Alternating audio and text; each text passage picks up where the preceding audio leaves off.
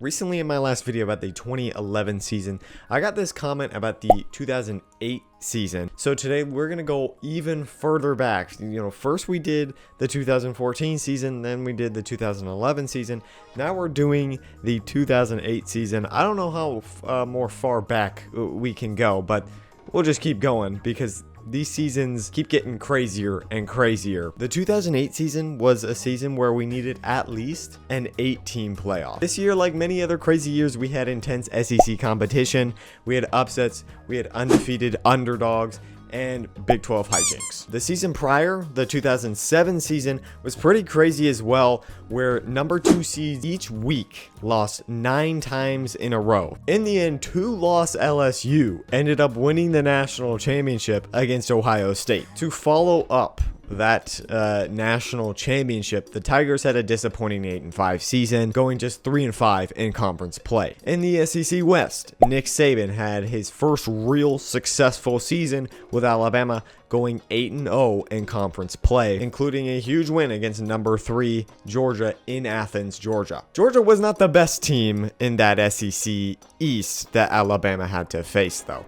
Florida was the top dogs of college football under Urban Meyer. In 2006, the Gators won the national championship with their dual quarterback setup. In 2007, Tim Tebow won the Heisman despite a disappointing overall team season. So in 2008, this was the year that it was all set up for the Florida Gators. They had their Heisman winner back. They reloaded their team. This was their year for another championship. They stumbled early against Ole Miss though, losing 31-30. And Ole Miss will walk out of here with a win. Luckily for Meyer and the Gators, this was an early season loss and they recovered. Eventually, an epic SEC championship was set up between number 1 Alabama and number 2 Florida. The game was an instant classic, but the defending Heisman Trophy winner Tim Tebow led his Gators and got the game-clinching touchdown. The Gators ended the season 12-1. The Crimson Tide ended the season 12-1. The difference, Florida was an SEC champion. All right, let's go to the Big Ten, the oldest conference in college football.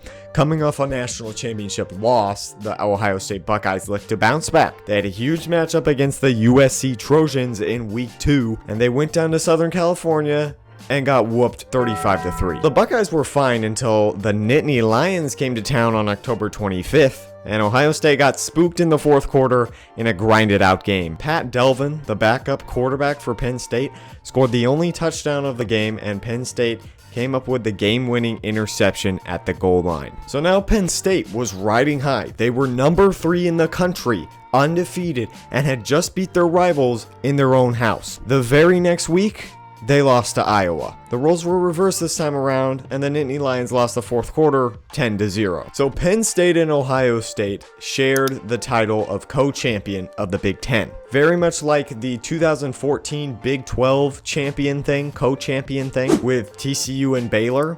This probably cost Penn State a shot at the national championship. All right, speaking of the Big 12, let's check in on that wild conference. Missouri won their pretty uneventful division. The South Division of the Big 12 was where it got interesting though. Oklahoma State was pretty good, but the 3 teams to pay attention to this year were Oklahoma, Texas, and Texas Tech. If you want to learn more about Oklahoma State's best year, I suggest you go to my 2011 season video. That was a very good video. Definitely go check it out. I'll link it up there and in the description as well. Okay, so both undefeated and highly ranked Oklahoma and Texas met for a real classic of the Red River rivalry game. Not only that, but this was actually a matchup between 2 potential Heisman winners, Colt McCoy and Sam Bradford. This time around, McCoy got the better of them and Texas won out in a shootout 45-35. So Texas went on a hot streak.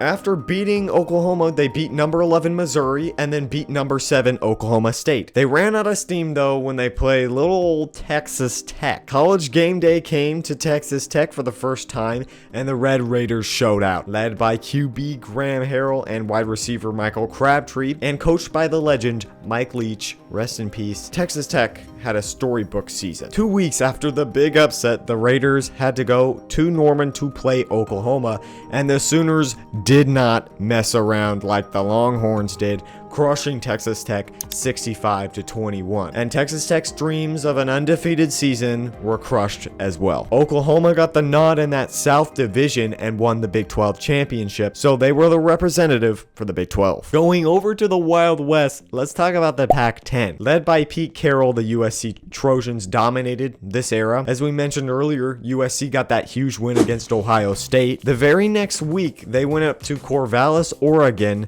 and feeling the fatigue of winning that huge matchup from the previous week, the Trojans lost 27-21 against the Oregon State Beavers. USC and quarterback Mark Sanchez won the rest of their Pac-10 games, but that one loss really cost them a chance at this national championship. You're kind of seeing a theme here, right? All right, let's stay out west. Let's head up to the Mountain West. The Utah Utes at this time belonged to the Mountain West, but this year was a big reason why they actually moved up to the Power 5. Let me explain why. They opened the season at the Big House and beat the Michigan Wolverines 25-23. Huge opening season win. The Utes went on to get multiple ranked wins against TCU and BYU, and at the end of the year, the Utes earned a 12-0 record, but the final BCS rankings gave the Utes just the number 6 spot. The Utah Utes were big underdogs when they played Alabama in the Sugar Bowl down in New Orleans. Alabama had been the number 1 team for much of the year until they played Florida in that SEC championship game. And one of the greatest bowl upsets ever, I think. Just one of the greatest bowl upsets. The Utes beat the Crimson Tide 31-17,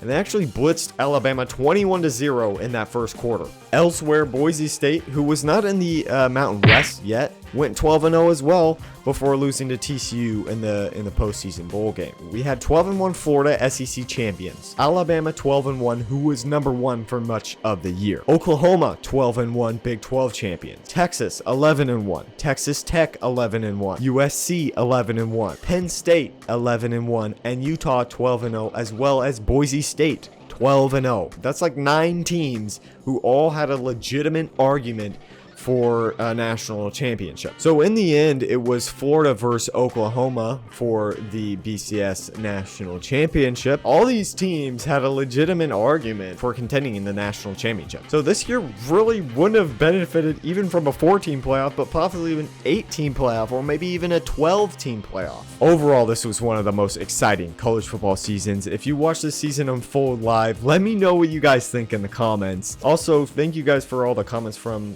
the other videos. I love to hear what you guys have to say, your thoughts, your opinions, whatever.